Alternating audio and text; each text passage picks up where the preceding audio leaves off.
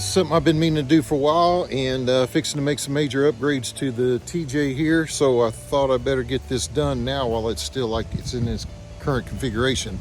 So let me go through this. Alrighty, what we got here is an 04 TJ Sport X. It's had quite a few modifications since I first bought it. It was almost completely stock.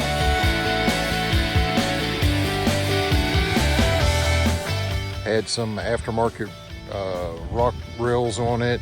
Had still had 30-inch tires. Had the stock wheels on it.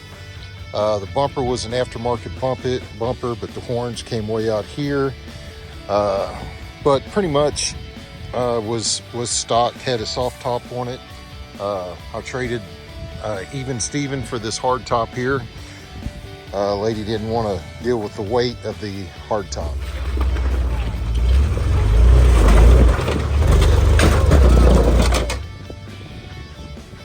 So what I think I'll do is just start with the front and work my way around, and I'll probably still miss some stuff.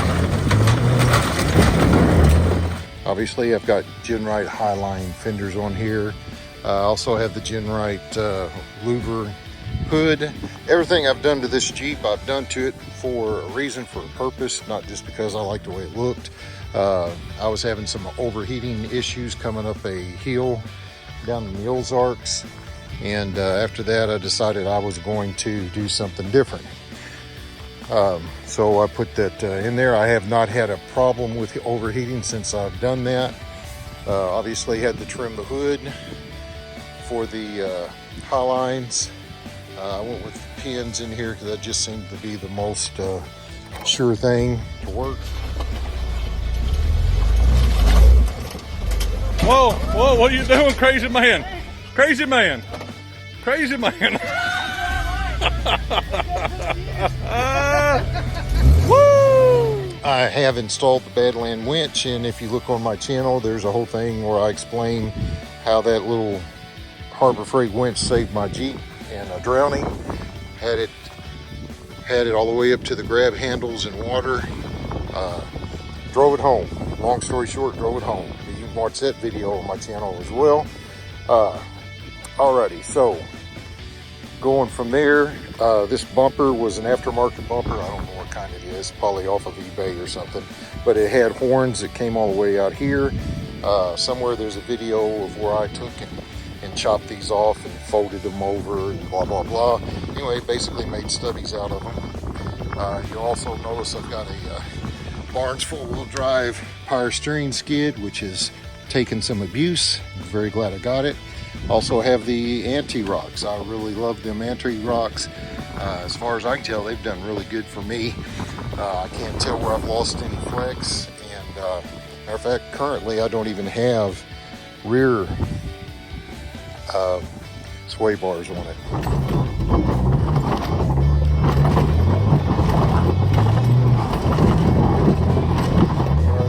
I've got some aux beam lights on there. They do great.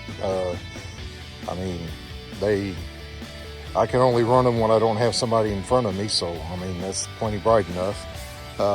Also have one of the moose knuckle shackles up here in front, and I dove, when I first put them on here, one of the very first things I did is on fins and things, dove off of a thing and landed right on that thing.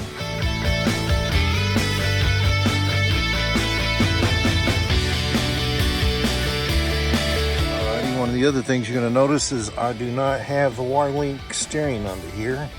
And one of the other things I did is I swapped Dana 44 TJ Rubicon Dana 44s in. And when I did that swap, also did the WJ knuckle swap, which gave me the larger Akebono brakes and larger calipers. Also what I did is I custom made out of DOM tubing. I got the 1-ton GM ends from Parts Mike and built my own tie rod, drag link, and my own track bar. Also got the ARB covers I put on the axles when I got it, and those have worked great, done a great job for me. One thing I'll note about that is that, let me get in here.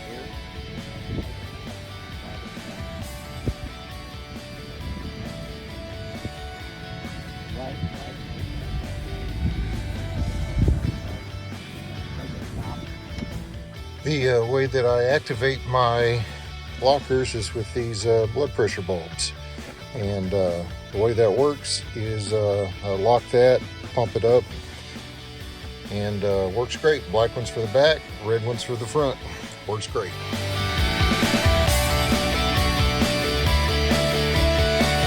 One of the very first upgrades I did was to get rid of that shovel that's under here. You can see my belly is completely flat. And the other thing, since we're under here, you're going to notice is that's not TJ control arms. Those are actually JL or Gladiator control arms in the front, and I use the JL Gladiator ones because they're actually longer than the JK ones, and same thing for the front. Now in the back, I actually have a JK front control arm for my lower, and then I've got the regular JL or JT uppers. But the reason I went with that in the back, because it's a lot longer and beefier than the JT and the JL rear control arms. That rides and works great, super flexible. It's very controlled, very planted. The way that I got this idea from Greg Henderson, who, if you know who Greg Henderson is, he builds lots of cement.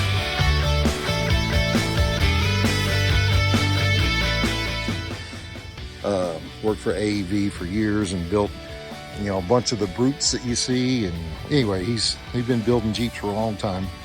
And what he told me to do is to line up the bolt on the axle there to the bolt here and line it up so that it meets, you can see my mark still there, right in the middle of the frame. And I did the same thing with the back, and I did the same thing with the upper ones.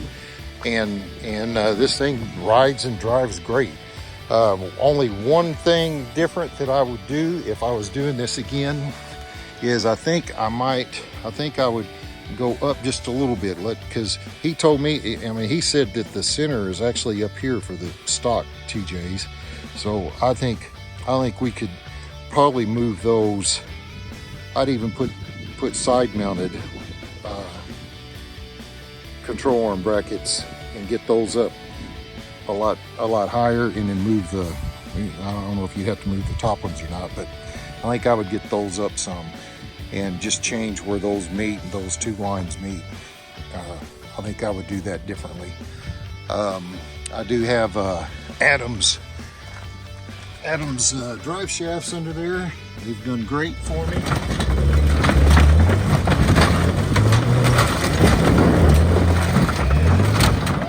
Currently have 35-inch Nexon Rhodium MTs on here. If I can get the sun shining on the thing here. Those have been really good tires. They've been to Moab twice, Texas 2 or 3 times, Kansas, all over the place, and done really well for me. Haven't had any issues with them. I did put beads in them when I bought it just to keep them balanced. Every time I take off, they rebalance. So that's that. Already mentioned the GenRight highlines. Also have a GenRight mini bolt slides. I do have a 5-inch stretch, and I'll get into that. I've got to move these. I got to take them off. I got to cut for my tire, and then move these back.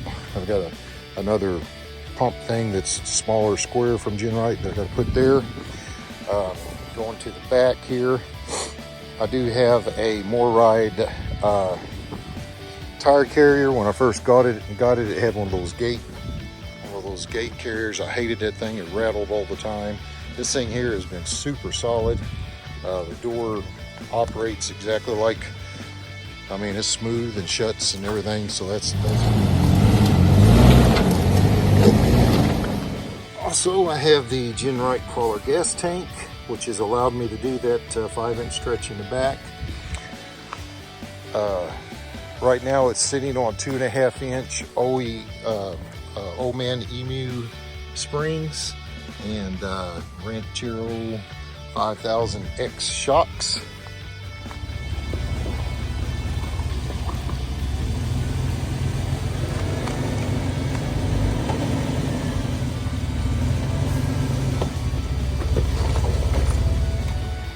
Alrighty, I mentioned that I have an AX15 in here out of it actually come out of an XJ, and the gentleman that I bought it from had already installed the Hurst short throw shifter, so I got that all together. The only thing I did have to do is I had to clock the transfer case, but another friend of mine had that jig to do that, so that was easy peasy, no problem to it. I got all that done and installed. Also have the center force high inertia flywheel and clutch and all of that good jazz, and that's been really good, a really good upgrade. I've really enjoyed that. I showed you my bulbs. That's how I activate the front and rear lockers. Also, when I did the flat belly, I also installed slip yoke eliminator, Novak. I believe it was the Novak. I also installed the selector cable for the transfer case. That has been, man, that works smooth like butter. So I've got all that done.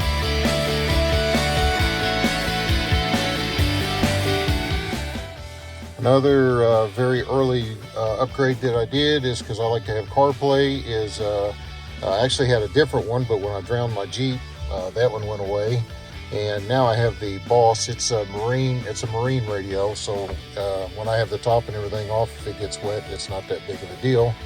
I also have a Wuxon or Ocean. I'm not sure how you say it, but it's a 2-channel. It has 2 different channels. GMRS. That has been, I've been really happy with that. I use a ghost antenna. It's right out there on the hood, so I get my ground plane.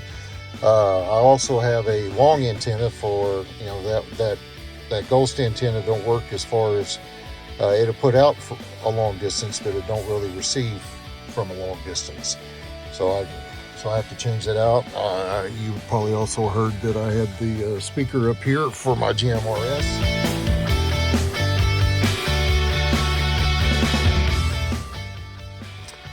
Also have a Van True dash cam up here. It's as you can see, there's 2 cameras there, one for inside the cab, one going forward.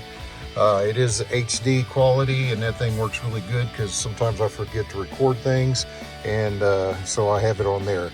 I have multiple different chips that I put in there.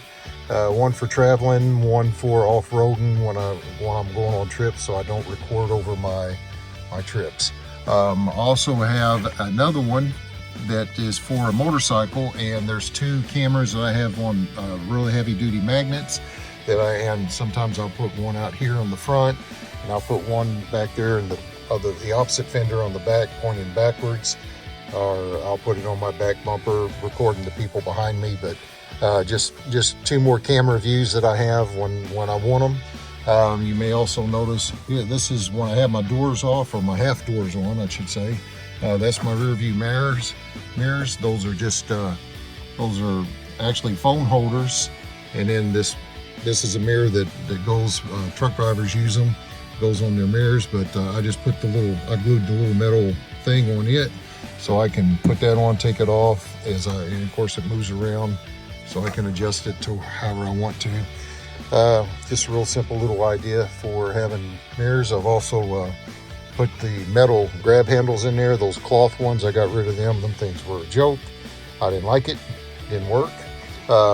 One other thing you'll see, there's a video on my channel. Of course, they're dirty right now. They need to be cleaned out, but I do have Armorlite flooring in here. That has been one of the better upgrades I've done as far as interior. Between the Armorlite flooring and the boob mat on my hardtop, I can take a hands-free call in here driving down the highway at 75 miles an hour, and which is unheard of inside a TJ usually, but it works. And just a little mess bag over there. I usually put all my electronics in there, everything that needs to be charged, and then I got it plugged in over there. Seats are still factory.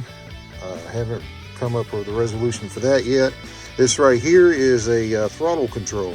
So when I'm off-road, and you know, with it being a manual, sometimes I want to be able to work the throttle with one hand, work the brake and the clutch with the other 2 feet, and so that helps having that, so I can do all that while I'm driving.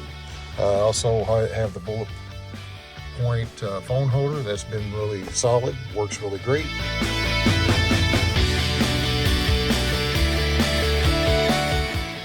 Okay, so I think that pretty much wraps it up for the walk around build video for where we're at right now. The changes that are coming: 3-link front, 4-link rear, the Legends, the GenRight Legends kit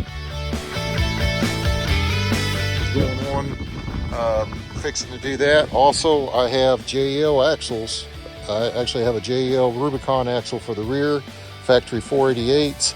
I have a max toe axle for the front out of a Gladiator, but I've already picked up a stock locker that will fit in there, and I'll have to get different axle shafts because of the length difference.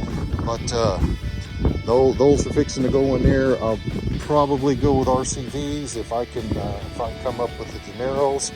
I would love to go coilovers, but man, that's expensive. Eventually I'll be there, but I'm not sure if I'm going to be able to do that with this next upgrade.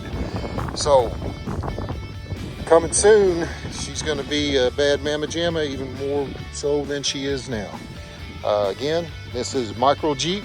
If you would like and subscribe, leave me a comment, tell me what you think about my build, what I've done wrong, what I've done right.